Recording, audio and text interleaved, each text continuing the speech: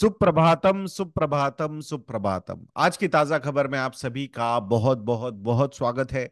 World economy के साथ ही इस एपिसोड की शुरुआत आज हम यहाँ पे करने वाले हैं। तो वर्ल्ड इकोनॉमी में इंटरेस्ट रेट सिनारियो क्या चल रहा है और उसका इम्पैक्ट जो है वो गोल्ड पे कैसा होगा हो रहा है, इसके बारे में थोड़ा सा आज समझने की कोशिश करेंगे दोस्तों। तो यूएस की जो 10 ईयर जिसे यील्ड है, that yield is at 4.09%। So definitely एक फॉल हमने इस यील्ड में देखा है रिसेंट पास्ट में, और उसी का नतीजा है शायद कि रेट कट्स होंगे, ये एक्सपेक्टेशंस थोड़े और ज्यादा बढ़ रहे। जो अनएम्प्लॉयमेंट का डेटा आया था वो मतलब अनएम्प्लॉयमेंट के नंबर ज्यादा होने की वजह से शायद रेट कट्स की एक्सपेक्टेशंस की जो मतलब एक फीलिंग है मार्केट में वो और ज्यादा बढ़ गई है। And that was turning out to be a good thing for gold. अब ये एक रीजन रहा उसमें से कि गोल्ड के प्राइसेस ऊपर जाने के लिए, but there is another reason कि जो चाइना ने एक अच्छा खासा बाइंग शुरू किया है इन गोल्ड। तो चाइनीज स्पेसिफिकली अगर सेंट्रल बैंक की बात हम करते हैं या फिर ओवरऑल रिटेल सेगमेंट से भी उनके पास अच्छी खासी डिमांड आ रही है। तो ये सारे फैक्टर्स जो है वो गोल्ड के प्राइसेस को यहाँ पे ऊपर लेके जा रहे हैं। मोर देन $2100 पर आउंस की ये प्राइसेस जा चुके हैं। If I am not wrong, I am just checking the exact number. Yes, so I think ये जो नंबर्स है 2183 पर आउंस। तो आई थिंक ये नंबर ऊपर जाने के पीछे के reasons not only rate cuts expectation in US, but even China is trying to fuel this prices. Because हो सकता है मतलब वहां पे भी अच्छी खासी अनसर्टेनिटी है। तो वहां पे भी जो लोकल बायर्स है, they are consumers are preferring more investments in gold और compare to the other asset classes, specifically real estate में जो हुआ है स्टॉक मार्केट में नॉट दैट ग्रेट रिटर्न्स उन्होंने अचीव किए in recent good amount of good many numbers number of years. तो I think ये सारे factors are turning out to be great for gold as an asset class to invest for them. अब उसी का नतीजा है even rupee term में भी अगर हम बात करते हैं, मोर देन 66,000 पर 10 ग्राम प्राइसेस जा चुके हैं गोल्ड के। तो ऑलरेडी मतलब हमारे यहाँ भी गोल्ड का प्यार कुछ कम नहीं है। उसके ऊपर अगर वर्ल्ड मार्केट में ही गोल्ड के प्राइसेस इतने ऊपर जा रहे हैं तो obviously it will have an impact on the Indian rupees terms में भी। अगर गोल्ड के प्राइसेस हम देखते हैं यहाँ पे तो factors are not only interest rate cuts, but China ने एक अच्छा खासा डिमांड फ्यूएल किया है। वो एक बहुत बड़ा फैक्टर अभी टर्न आउट हो रहा है for gold prices. So central banks भी रेट कट्स के एक्सपेक्टेशंस हर जगह पे बढ़ रहे हैं। सो माना जाता है कि ये तीन asset classes main asset classes है all over world. First one is debt, यानी कि फिक्स इनकम सिक्योरिटीज यानी कि government securities. Second one is equity, हर एक मतलब डेवलप वर्ल्ड की इक्विटी भी है and emerging world equity also. And the third one is gold also. So normally जब इंटरेस्ट रेट्स कम होते हैं, so shift from the debt asset class towards equity and gold starts happening. When the economic uncertainty comes, specifically जैसे कि China में हम देख रहे हैं या फिर यूरोपियन मार्केट्स में हम देख रहे हैं या यूएस में हम बात कर रहे हैं, तो वहां पे at that point of time shift from debt fixed income securities towards equity doesn't happen that way. मतलब कि अगर इकोनॉमिक अनसर्टेनिटी है वहां पे तो obviously earnings will not do that well. अब उसका एक पोर्शन जो है ना वो गोल्ड में जाएगा और other portion can go into emerging markets which are doing well. तो आई थिंक उसका एडवांटेज शायद इंडिया को आने वाले समय में मिल सकता है। So that is what we will have to see कि क्या होता है। अब थोड़ा इसी रिलेटेड न्यूज पे बारे में बात करेंगे, वो है इंडियन गवर्नमेंट सिक्योरिटीज के बारे। सो अभी इंडियन गवर्नमेंट सिक्योरिटीज 10 ईयर जिसे की अगर इंडिया की हम देखते हैं, सो ये 9 मंथ लो लेवल पे जा चुकी है। 9 month low level, what is the current yield on India 10 year जिसे, सो दैट इज अराउंड मतलब it went down to closing जो थी वो 7.01% पे ये जाके क्लोज हुई है। कितना? 7.01%। और ये जो continuous slide in US yield है ये भी एक बहुत बड़ा कंट्रीब्यूटर रहा है in this bullish sentiment. Bullish मतलब इंटरेस्ट रेट्स नीचे आना, ये एक बुलिश सेंटिमेंट माना जा सकता है। फॉरेन इन्वेस्टर्स ने भी जो डेट परचेसेस शुरू किए हैं इंडिया में, तो वो भी एक रीजन है। और सप्लाई प्रेशर जो है वो कम है, reducing supply pressure, so obviously demand ज्यादा है, सप्लाई कम है, so in that particular case prices of those bonds will go up and yields on those bonds will come down. So that's what is happening.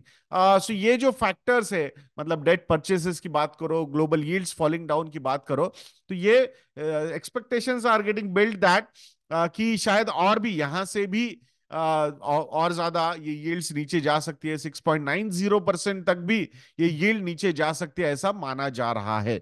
जो unemployment का data आया US से, so that number was at 3.9% and that was acting थोड़ा सा मतलब support कर रहा था फॉर रेट कट से बाय द फेडरल रिजर्व. तो उसी का नतीजा शायद हमारे इंटरेस्ट रेट्स पे भी हो सकता है. That's what the expectations are getting built. Let's see. I think interest rates नीचे जाना ये काफी अच्छा फैक्टर माना जा सकता है इंडिया के लिए specifically when the interest rates are high. तो ऑब्वियसली मार्जिन्स जो है वो कंपनीज के थोड़े से इंपैक्ट यहाँ पे हो सकते हैं. तो अगर इंटरेस्ट रेट्स नीचे जाएंगे तो मार्जिन्स विल स्टार्ट इंप्रूविंग और ऑब्वियसली उसी का नतीजा प्रॉफिटेबिलिटी पे हो जाएगा. मार्जिन्स कैसे इंप्रूव होंगे? बिकॉज इंटरेस्ट कॉस्ट अगर घट जाती है इंटरेस्ट रेट कट होने के बाद, तो आई थिंक उसका नतीजा कहीं ना कहीं पॉजिटिव होगा ही होगा on Indian companies, India Inc पे जो बोला जाता है. अब बात करते हैं इंडिया और ऑस्ट्रेलिया की एक डील के बारे में. सो मतलब Australia is ready to assist India in developing climate resilient crops and grain storage technology. और ये इसके नदी इसके लिए क्या उनको रिटर्न में चाहिए कि चाइना से, सॉरी, जो ऑस्ट्रेलिया से जो मतलब फार्म एक्सपोर्ट्स होंगे, जो जहां यहाँ पे जब आते हैं तो इंपोर्ट ड्यूटी लगती है, तो वो इंपोर्ट ड्यूटी कम की जाए या खत्म की जाए, ये वो प्रपोज कर रहे हैं. But we will help you in climate resilient crops and technology, grain storage technology कैसे होनी चाहिए उसके लिए. सो अब होगा नहीं होगा, कब होगा, that we will have to see. But I was astound by the numbers कि we are importing more from Australia and exporting less to them. मतलब हम एग्रीकल्चर ओरिएंटेड इकोनॉमी है, but still I think we are importing from there much bigger amounts के जो grains है या जो भी इंपोर्ट्स है. सो आई थिंक कहीं ना कहीं डेवलप वो मतलब इन अ वे, भले ही छोटी कंट्री है compare to us, but still develop economy मानी जाती है, तो वहां पे हमारे एक्सपोर्ट ज्यादा होने चाहिए रादर देन वहीं से हम इंपोर्ट कर रहे हैं. So I think that's what I feel कि दीज थिंग्स शुड चेंज. आप थोड़ा स्टॉक स्पेसिफिक या मार्केट न्यूज के बारे में बात करेंगे, जिसमें सेबी की जो चीफ है उन्होंने कुछ वार्निंग्स दी है कि मार्केट में यूफोरिया जिस तरीके से क्रिएट हुआ है, तो I think bubble kind of है मार्केट में, ऐसा उनका कहना है. और ये जो बबल है, specifically what she is trying to say, small and mid cap segment में बहुत ही ज्यादा ओवर हीटेड ये सेगमेंट्स लग रहे हैं and that's what is indicating कि पोटेंशियल बबल यहाँ पे फॉर्म होता हुआ दिख रहा है.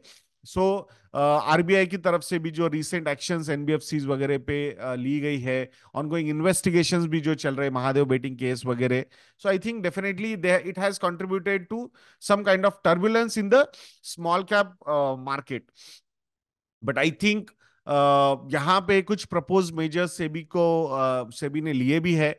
एग्जाम्पल की तरफ से, मतलब एग्जाम्पल के तौर पे स्ट्रेस टेस्ट जो है म्यूचुअल फंड्स के लिए to determine their ability to handle adverse market conditions and redemption. Specifically redemption pressure कैसे हैंडल किया जा सकता है, इसके लिए स्ट्रेस टेस्ट किए जा रहे हैं. बिकॉज अगर स्मॉल कैप मिड कैप में, स्पेसिफिकली स्मॉल कैप में अगर रिडेम्पशन प्रेशर आता है और फंड मैनेजर्स को जाके मार्केट में माल बेचना पड़ता है, so at that point of time by having lower liquidity in the market, इतना ज्यादा लिक्विडिटी अगर मार्केट में नहीं रहेगा और वहां पे लोअर सर्किट्स अगर लगेंगे, तो then it will be very difficult for the companies or mutual funds to address the redemptions. I'm not trying to fear monger over here, but rationality should prevail. Last 1 year में जब 60% तक small cap के index ऊपर गए हैं without earnings going that well, मतलब इतनी अच्छी अर्निंग्स ऊपर नहीं गई है, सो उस केस में ये one way rallies are not, मतलब कहीं ना कहीं जस्टिफाइड नहीं है. अगर निफ्टी की बात करते हैं, so Nifty index is up by 25 to 28% in last 1 year. मैं लार्ज कैप इंडाइसेस की सारे बात कर रहा हूँ. उसके कंपैरिजन में अगर डबल ये रिटर्न्स आ चुके हैं। और अर्निंग्स की ग्रोथ में इतने नंबर्स इम्पैक्ट इतने अच्छे नहीं है। सो इन दैट केस जो प्रीमियमनेस है वो बहुत ज्यादा बढ़ गया है। So that's why to protect the retail investors, so mutual funds may consider formulating a common policy specifically to protect investors from the risks associated with market bubbles, ऐसा सेबी का कहना है। सो ये आई थिंक स्ट्रेस टेस्ट हो, disclosures हो, वो उसके वो करने पड़ेंगे म्यूचुअल फंड्स को। एंड जो एसएमई आईपीओज में एक यूफोरिया क्रिएट हुआ है, तो वहां पे कहीं ना कहीं ज्यादा से ज्यादा रिस्क फैक्टर्स के डिस्क्लोजर की मांग एसएमई आईपीओज में से भी कर रहा है। सो वो भी एक जरूरी चीज है, बिकॉज बहुत छोटे मार्केट्स होते हैं, लोगों को रिस्क समझ में नहीं आ रही है। They are following herd mentality, they are following, अरे इस बड़े इन्वेस्टर ने इस एसएमई आईपीओ में इन्वेस्ट किया है, and they are trying to jump in those ships. So I think कहीं ना कहीं मुझे लगता है कि these things will backfire. So इसीलिए इससे पहले ही, बैकफायर करने से पहले ही, प्राइस करेक्शन से अच्छा टाइम करेक्शन लाना होना is a good thing, and that's what I think these measures will help in the market, ऐसा यहाँ पे लग रहा है। अब बात करते हैं आईटीसी के बारे में। आईटीसी में जो एक बहुत बड़ा इन्वेस्टर है ब्रिटिश अमेरिकन टोबैको, तो ये अपना कुछ स्टेक 4% स्टेक आईटीसी में बेचने जा रहे हैं।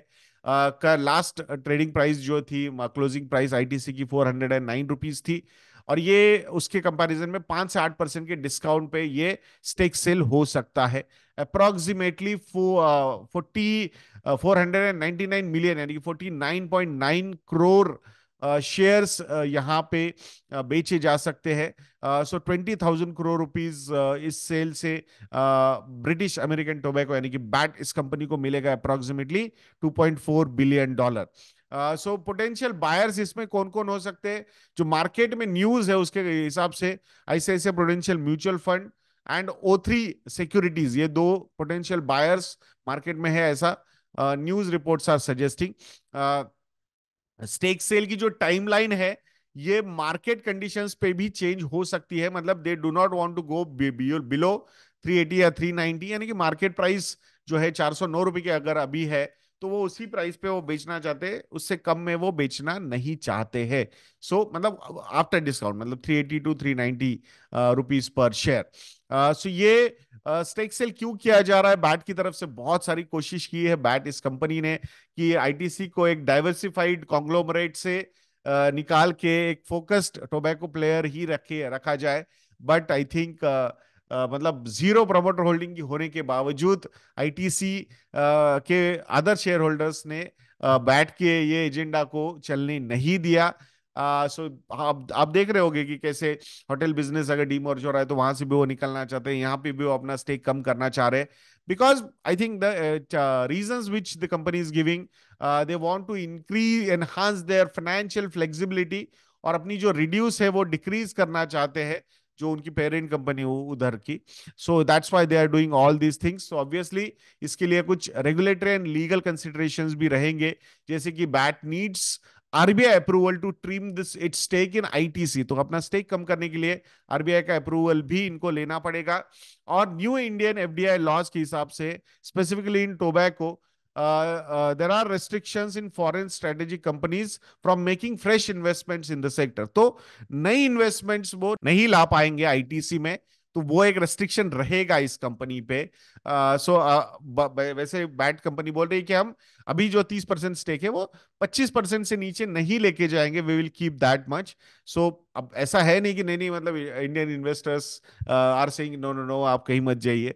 सो आई डोंट थिंक कि इनका जो एजेंडा था वो नहीं फुलफिल हो पाया था, तो I will not be surprised कि इनको कुछ रोका भी नहीं जाएगा।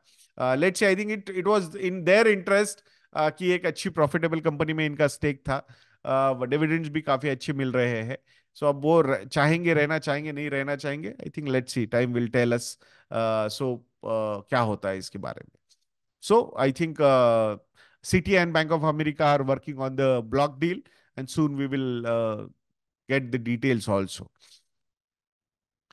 अब बात करते हैं टेलीकॉम सेक्टर के बारे में। तो spectrum sales, spectrum auction is here, और इस बार अराउंड 16 से 17 हजार करोड़ रुपए के स्पेक्ट्रम ऑक्शन हो सकते हैं, जिसमें मेजॉरिटी जो है वो शायद जो एलोकेशंस लिए जाएंगे या स्पेक्ट्रम ऑक्शंस होंगे उसमें जो पार्टिसिपेशन होगा वो भारतीय एयरटेल की तरफ से होगा। जो $2 बिलियन के माने जा रहे हैं, वैसे रेंज ऐसी मिली है, because these numbers always surprise. So there is a range predictions of $0.5 billion to $2 billion कि ये ऑक्शंस होंगे, गवर्नमेंट को मिल सकता है पैसा इसमें से। आउट ऑफ दैट ऑलमोस्ट 75% जो होगा वो भारतीय एयरटेल लेगा ये ऑक्शन में पार्टिसिपेशन। वी जो है Vodafone idea, I seriously doubt, बहुत लिमिटेड पार्टिसिपेशन होगा। रिलायंस जियो कुछ मतलब ले सकता है, बट ऑलरेडी उनके पास काफी अच्छे ऑक्शन एलोकेशंस आ चुके हैं। सो वहां पे रिन्यूअल्स वगैरह भारतीय एयरटेल के ज्यादा ड्यू है। और Bharti Airtel wants to add around 25,000 5G sites, कितना 25,000 5G sites in select circles। तो डेफिनेटली आई थिंक उस केस में इनके इन्वेस्टमेंट्स जो रहेंगे ऑक्शंस में ये इस बार बहुत ज्यादा रहने की चांसेस है। सो लेट्स सी। अब बात करते हैं टाटा मोटर्स के बारे में दोस्तों। So Tata Motors is urging Government of India to increase the, ये जो फेम के जो फेम प्रोग्राम है इसको थोड़ा सा और एक्सटेंड किया जाए फॉर नेक्स्ट 3 इयर्स, ऐसा वो बोल रहे हैं। उनका कहना है कि मतलब आर्गुमेंट जो उन्होंने रखा है, मतलब these are typical regular lobbying ये जो है कॉर्पोरेट्स की तरफ से होती रहती है। This is a good practice, मतलब ओपन प्रैक्टिस है ये, सो नथिंग रॉन्ग। सो 20% उनका कहना है कि चाइना हो, जर्मनी हो, जहां पे एक सपोर्ट किया जा रहा है इलेक्ट्रिक व्हीकल्स के एडॉप्शन के लिए, until at least 20% of all new cars sold are EVs. तो मतलब जब तक 20%, मतलब 100 गाड़ियां बिक रही है तो 20 नई गाड़ियां जब तक इलेक्ट्रिक व्हीकल्स नहीं होंगी तब तक ये मतलब वहां पे कुछ हेल्प, मतलब इंसेंटिव्स जो है वो मिल रहे हैं। तो इंडिया में भी वैसा ही मिले, ऐसा टाटा मोटर्स का कहना है। एटलीस्ट 3 साल के लिए तो करना चाहिए, ऐसा उनको लगता है। और करंटली अगर ओवरऑल इंडस्ट्री के पॉइंट ऑफ व्यू से हम बात करते हैं तो मात्र 2.5% व्हीकल्स जो नए सेल हो रहे हैं वो इलेक्ट्रिक व्हीकल्स है। बचे हुए 97.5% व्हीकल्स आर इधर और आईसी इंजन या फिर सीएनजी या फिर हाइब्रिड वैसे चल रहे हैं। सो आई थिंक यहाँ पे एडॉप्शन बहुत स्लो है compare to the other markets. So वो और ज्यादा इंक्रीज होना चाहिए, और उसके लिए ये जो faster adoption and manufacturing of electric vehicles, ये फेम जो स्कीम है, फेम फेम टू जो एंड होने वाली है 31 मार्च को, इसको और ज्यादा एक्सटेंड करना चाहिए, ऐसा टाटा मोटर्स का कहना है। अब देखते होगा नहीं होगा। ऑलरेडी अगर हम देखेंगे सो नई जो मतलब गाड़ियां भी बिक रही है, तो Tata Motors is definitely very aggressive in selling the cars. Around 14 to 15% of the sales जो है वो इलेक्ट्रिक व्हीकल्स का हो रहा है टाटा मोटर्स का। सो जो 20% का ओवरऑल इंडस्ट्री का नंबर होना चाहिए उसको तो काफी जल्द ही टाटा मोटर्स अचीव कर लेगा। एक मार्केट लीडर का पोजीशन ऑलरेडी टाटा मोटर्स ले चुका है with 70% market share in EV market. So वो और ज्यादा इसको बढ़ाना चाहते हैं। सो करंटली जो 14-15% का है ईवीज जो सेल कर रहे हैं, वो नई गाड़ियां जो सेल कर रहे हैं उसमें से 14-15% ईवी है।